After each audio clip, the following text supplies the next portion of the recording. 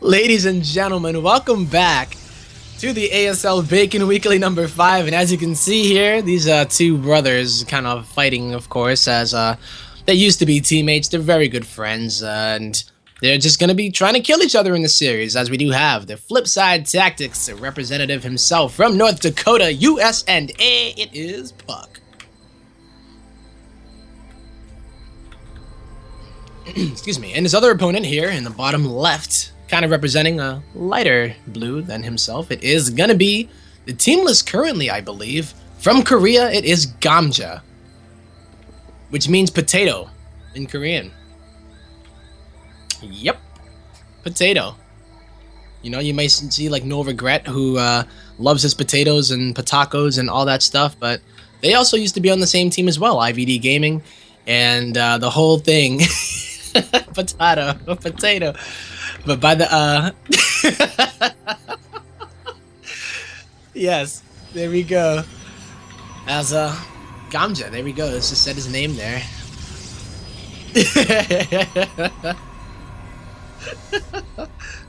Powerless.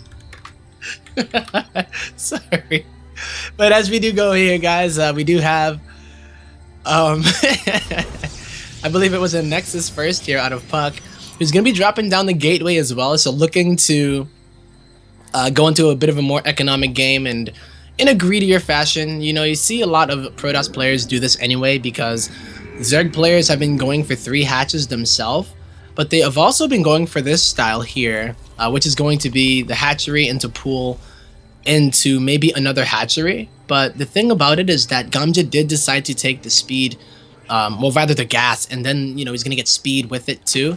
He might do something crazy off of it, but this is a more standard opener, I would say, in ZvZ, ZvT.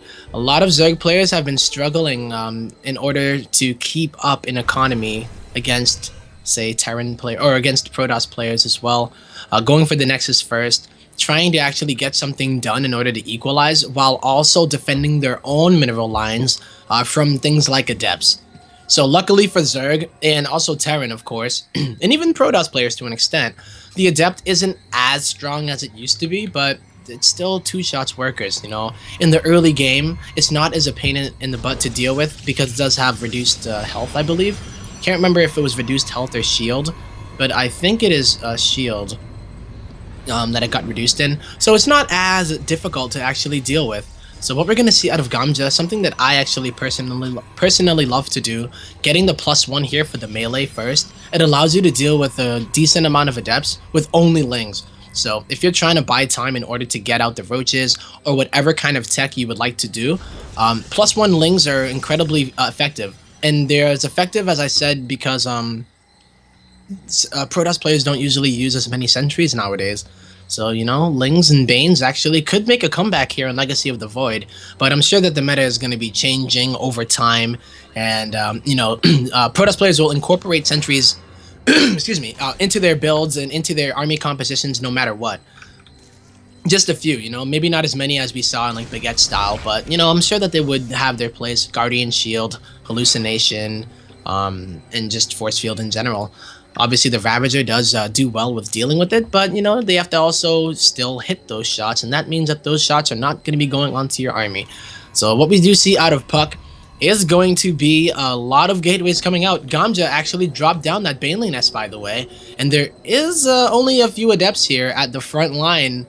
I'm a bit worried here for puCK, as he does have a lot of photon overcharges though, so that's going to be good for him, but Gamja's going to be running rampant. I don't know what's in my throat, but he's going to be running rampant here with a lot of the Lings and the Banes. And these are going to be +1 ones, remember. He's going to try to take out a few of these Depths, and that is going to hint puCK that some aggression is going to be going down. Now, Overlord speed was taken here by Gamja. He knows, oh, puCK does know. Trying to get the Baneling drop going down. He has to actually watch it. Going to lose 3 Banelings there, as well as the investment. Wow, puCK actually did have a probe at the watchtower, so Gamja didn't really, you know, cross his T's and dot his I's there. Probe. Look at that hero probe. So now I guess a little bit of a investment from Gamja that didn't end up doing what he wanted it to do. is going to be a bit of an issue here because he did delay his third base in order to make this work, and he invested the gas into it.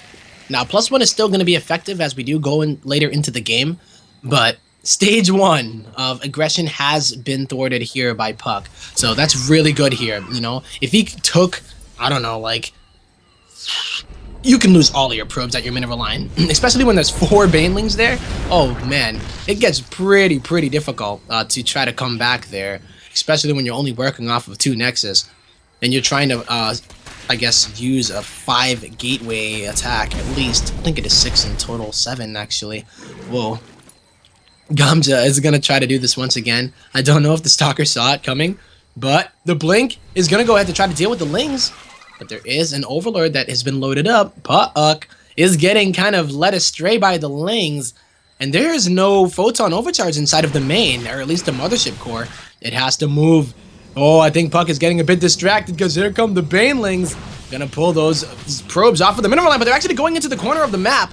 That could have been a crazy hit there. Gamja trying to, as he does have to pick those, wow, so close. Oh my goodness. 5 probes get taken out, but that could have been a lot more. The thing about it is that you have to be very careful when you do drop your banelings, because unless you have them in a control group or something like really quick fingers, you have to make sure that they don't go over and kill like the stalkers or the pylons or something like that. So puCK gonna get some counter damage done here. +1 lings do pretty well against stalkers. And remember, Snoot did the Ravager ling, but he didn't have +1 lings. So you get a lot of buffer here with the lings, and not only are they buffer, but they just do massive amounts of damage, especially to stalkers. You know, a lot of Protoss players tend to neglect the armor upgrade, so +1 lings are just so good in these kind of situations. So here we go, guys. puCK looking to do a lot with his blink stalkers, and if he's shown, I don't know if he's going to go for the disruptors again. I mean, that seems to be what he'd like to do before. I don't know if mass blink stalkers is going to be good against Roach Ravager ling with upgraded lings, especially if Gamja is able to get a lot of lings out. So blink stalkers are pretty good, but without the sentry to at least kind of help them out. Really nicely done there from Gamja, but he does not get the War Prism, unfortunately. And this is a decent amount of units here from Gamja, who doesn't have any upgrades for his Roaches and Ravages, but neither does puCK. He doesn't have any upgrades for his Blink Stalkers. So I think Gamja should be able to hold this here. I mean, if he can take out the War Prism, then it just stops it in its tracks. I don't know if there was a little bit of something going on the other side of the map. I missed it. Sometimes I get a little bit more focused too much on this, so I'll do my best to try to keep track of everything going on the map. But a lot of those corrosive biles going down on the army of puCK. Gamja cannot kill this War Prism, man. He keeps on trying to, but this is all that puCK is trying to do here. Not trying to do anything else, like take a third, perhaps, or tech up. Now he finally does drop the Robotics Bay. And he's going to go into Disruptors, and we've seen puCK's Disruptor control is pretty good. Nice blink there from puCK. Really nice blink control in addition to that Disruptor control. But these Stalkers are actually getting a bit low. A lot of the shields have been regenerated. But once the shield is down, once again, the HP of them is just really low. And I think puCK is in a little bit of a weird situation where if he overextends, he could be in a bit of trouble. But, you know, he is doing what he can in order to deal with this attack. And I mean, that War Prism should finally go down, and it does go down to something inside of it. Didn't see what it was. But with 2 Spine Crawlers, ooh, it's going to be really tough to break. I mean, it looks like it's a lot of supply here for puCK, but all it takes is a miss micro here of a Stalker that is really low on HP, and all of a sudden they're all dead. Because a lot of those Stalkers are super low. And Corrosive Bile, if you miss the blink out of that, we saw what happened with the Disruptor to the Ravagers. Well, the same thing can happen to your Stalkers here with the Corrosive Bile. Blink makes it a lot easier though, because it is a really nice mobility move. So it's funny, you kill one Warp Prism and another one will take its place. Disruptors are being added to the mix as well as a third base. So puCK, smartly, is going to be able to go and transition into a more economic game and still put on the pressure, you know? He's been spending pretty much all of his money, while Gamja needs to put down like a macro hatch because he's going so Ling heavy. I don't think he actually invested in any other upgrades. Still on +1. Corrosive Biles are going to take out a few, and they also take out the Force Field, remember. So this is why you don't see as many sentries, but, you know, that Guardian Shield is going to pay pretty well. So, with the good counterattack going down here, I don't know if he can cancel the third yet, because the Mothership Core should be able to at least defend it, and that means that Gamja doesn't have any Lings here to buffer for the Ravagers. He has a few, but not too many. He needs to spend that money, and he will overwhelm this force of puCK. And he also needs to get a fourth. He's starting to run dry inside of his Bane, but the same thing is happening here to puCK. I would love to see some Baneling drops or something at this point, but here comes some Force Fields, and they're going to buy some time. Corrosive Bowels don't let him hit your Lings, but he is going to get finally that surge of Lings that he's always wanted. But he shot his Lings again, and now the Warp Prism always so close to getting killed, but just never able to actually get taken out. puCK starting to saturate his third base, but he has to get all of his units on out of there. What is Gamja going to do from here? He's getting Burrow, he's getting Tunneling Claws. Has he put down any other tech? Not just yet. Hasn't invested in any other upgrades either. And Gamja does take the supply lead, and he has so much money in the bank. Remember that he has not taken the gases at his third. He finally will do it. And if he drops like a Spire, oh yes, he is going to drop the Spire here. But he needs to be able to just keep this army at bay. Do not take good hits from those Disruptors, man. Here comes Disruptor shot number 1. Gonna take out only just a Ravager, and I believe a Roach might have been there too, but that's really not the kind of hits that puCK wants. He wants to get those juicy hits. He wants to take out so many Ravagers with one shot, and look at that. Gamja knows what's up, pulling back the Ravagers, and now you're seeing this happen. If the Disruptors don't do what they're supposed to do, this Roachling Ravager force is actually pretty scary. But here comes another one. Oh, so scary actually. You know, this is the base that puCK needs to hold on to in order to win the game. Gamja is not really investing into more gas units yet, because he does have that Spire on the way. The drone's coming to saturate the gas. I would love to see him take a fourth off of this though. You know, he's floating the money, he might as well. The saturation in the main is meh. You know, the natural is actually perfect, to be honest. And the third is kind of pitiful, but it's also because he's just focusing on the gas now. But taking a fourth right now, focusing on at least getting the gases to get even more mutas, while he kind of thins away that Stalker count, or chips away at the Stalker count. I think that's a great idea to do, but I don't think Gamja's going only for the mutas. He does want to keep his ground force very, very potent, strong, but he's also going to take to the skies when he gets those mutas out.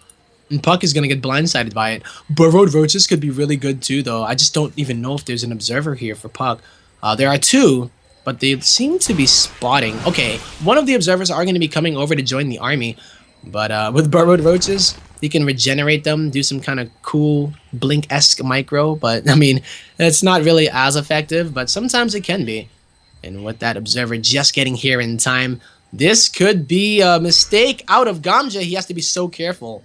Okay, he's gonna just, oh my goodness, he's gonna go here. I think puCK knows about it, but he's like acting like he doesn't, and he's pushing back. Whoa, whoa, whoa, whoa, whoa, whoa. Big Disruptor hit, gonna hit a lot of those Roaches here, and that's what he wanted. But uh-oh, on the other side of things are the mutas. They're gonna be able to take out 1 sentry, 2 sentry, 3rd sentry could be going out, but with the pylon overcharge, we have to see him not suffer the same fate that Snoot did, where he got a little bit too focused on his army, and then he lost all of the mutas. Gamja setting up a nice defensive posture here, and you know what? The mutas are going to be able to distract puCK quite a bit. It's really up to the Mothership Core, you know? There are no cannons just yet. What is he going to do here when they go over to the third? He could actually intercept that Mothership Core and take it out, and he's going to do that, hopping right on top of it. 1 photon overcharge, a desperation one going to go off, but here comes some more aggression out of puCK on the other side of the map. Gamja, he needs to hold it here. The Disruptors are in the back. He knows he's getting economic damage done on the other side, but he does not want to get hit by those Disruptors. Oh, the mutas are actually really annoying here, but Disruptor shots going down, taking a lot of those Ravagers out, or at least the Roaches. Oh, this is so scary here. The supplies are nearly identical. Worker count, look at that, exactly the same. It's more so about these shots. puCK has the better potential for those big shots. Third base gonna go down here for Gamja. And now, look at that, another shot here. Oh, it doesn't even have the chance to burrow those in order to regenerate because they just one-shot. And here goes Gamja, had it up to here with those Disruptors, taking them out, targeting them down with the mutas. And, I mean, if he takes that out, this is going to be a pretty good army here for Gamja. But it's just not enough here. He lost his third, lost the production, lost the mining, lost the game. puCK takes game number 1.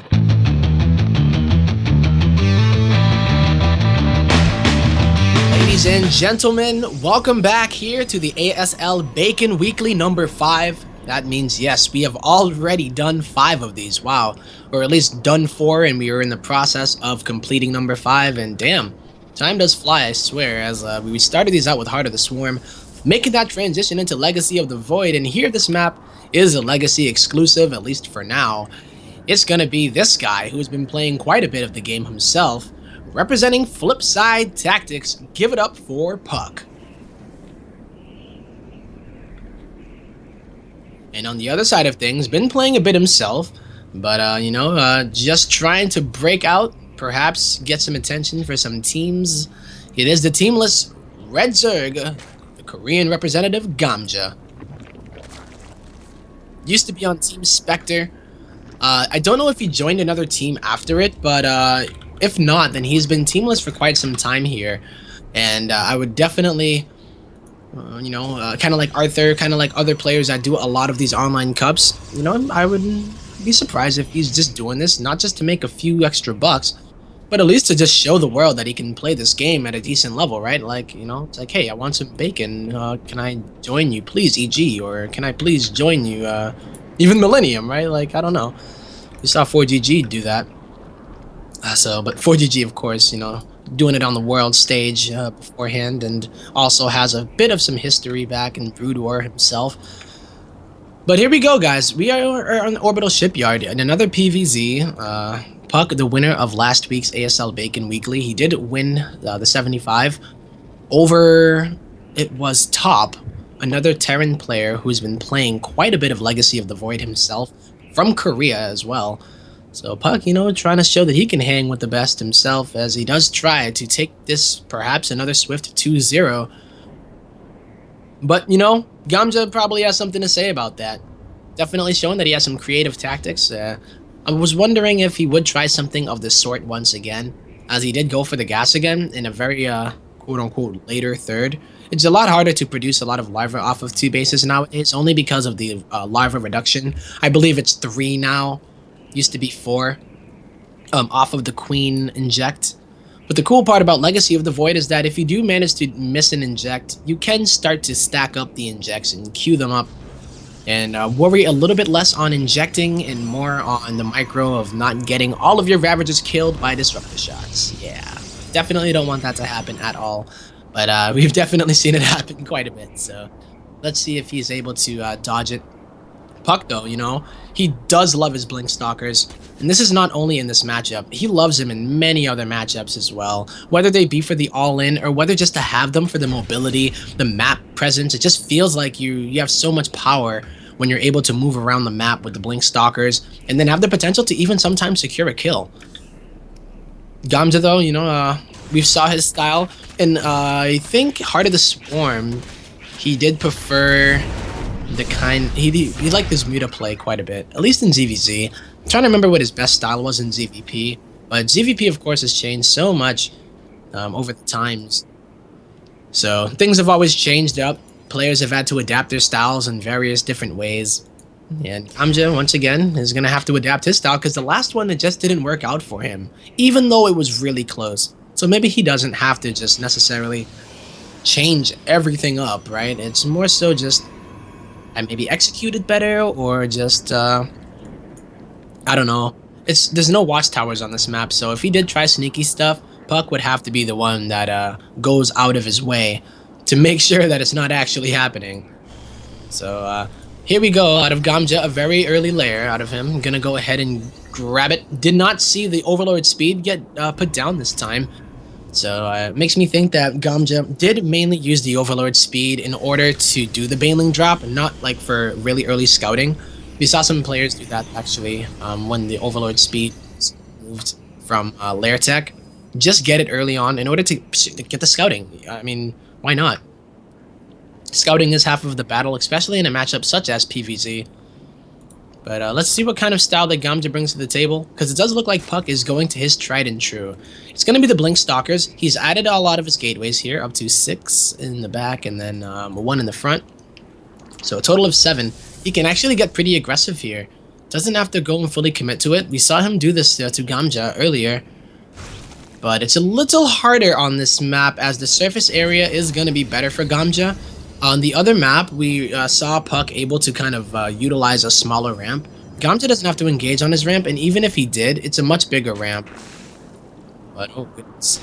puCK might not even care. He's going to go up this ramp. Now that's a different ramp. Yeah, see how he's looking for the smaller ramp to go for.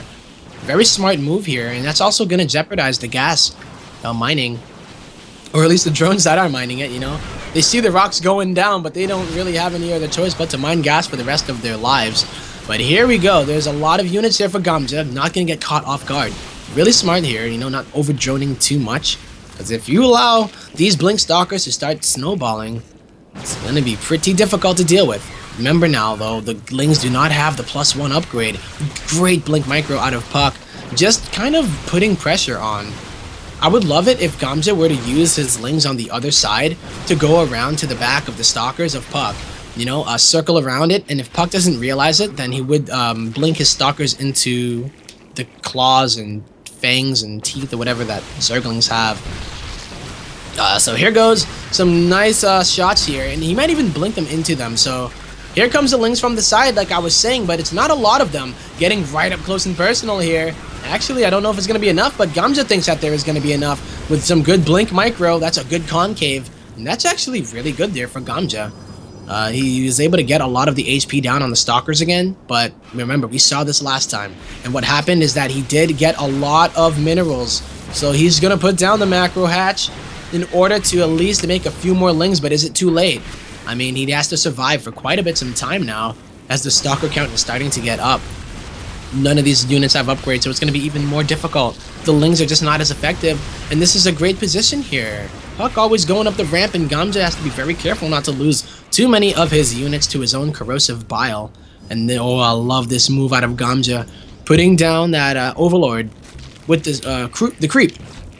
That way, he is going to be able to see if puCK wants to take a third, which is very important to know if like puCK really wants to go all in, or if he even like shows any sign of wanting to take a third. There we go. I don't think puCK revealed it, but that's really good for Gamja.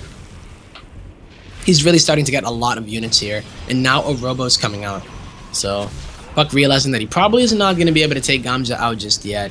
And Gamja's like, okay, I can breathe a bit. And he's going to take a little bit of a different tech path right now.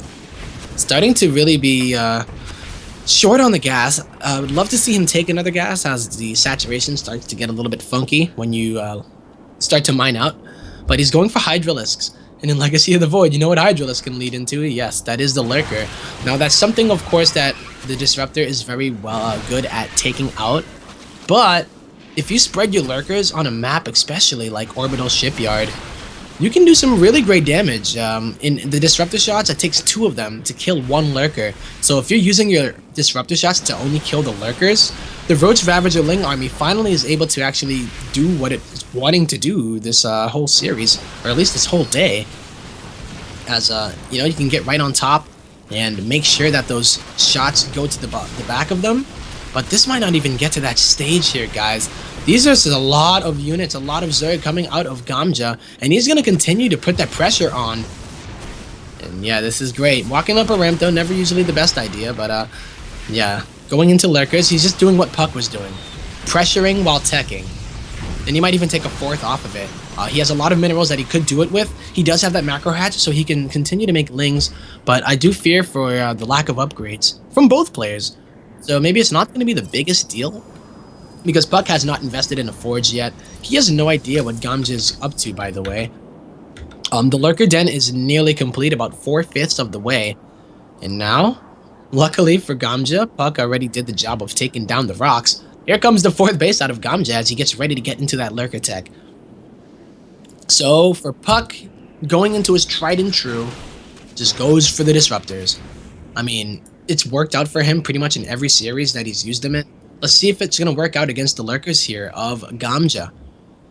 A little bit of a Ling counterattack, trying to maybe just see if there is a 4th, but the blink has already been used. Lings are probably going to get taken out, but this allows Gamja to get into a good position with his Roach Ravagers, but where are the Lurkers at?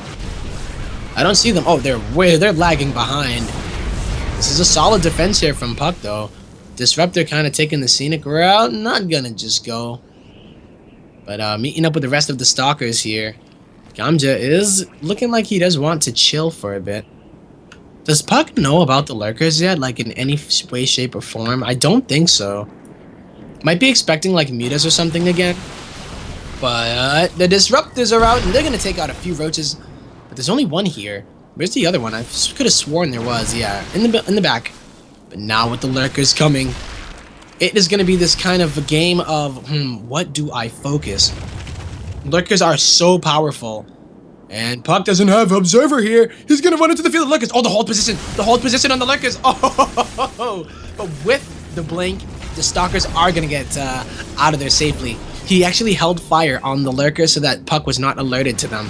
That was actually really cool, but unfortunately for him, the blink was a little bit too good. With no Observer there, that would have been the best case scenario. I would have loved it if he like went in, started blinking, and then, you know, started just doing some good engagement with his Roach Ravager, but he probably thought that puCK had an Observer coming, so really smart move to do it. And I like how he's also spread out his lurkers to an extent. I mean, I'm sure, I don't know if he's like calculated it, got his protractor out to see the exact radius of the explosion from the pulse, what is it? Purification Nova, sorry. So, Observer is still here. Overseer did get taken out, so that does mean, of course, that puCK cannot snipe it. Yeah, the 2 shots going, repositioning your lurkers, not being lazy with them at all. And also, you know, just making sure that puCK doesn't take a 4th on the bottom right side. puCK doesn't care about that base, though. He's gonna go for the left one, which will allow him some better reinforcement potential if he decides to put a warp gate there. Oh, damn! That Overseer just got wrecked.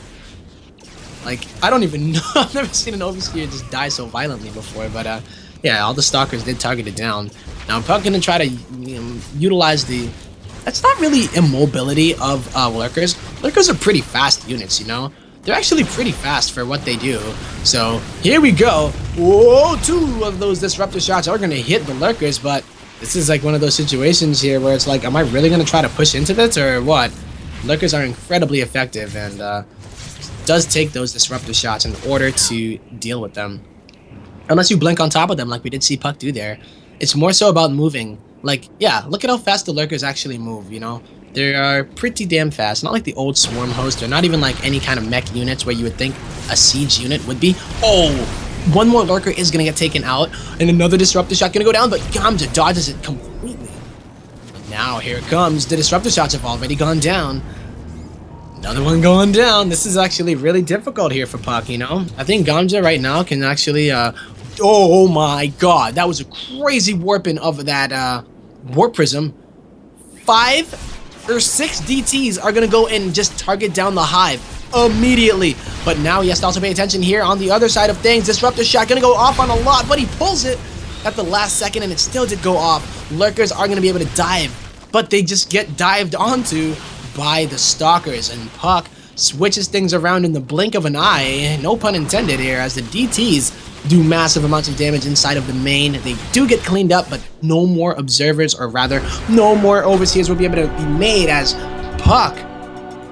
I don't know how he does it sometimes, but geez.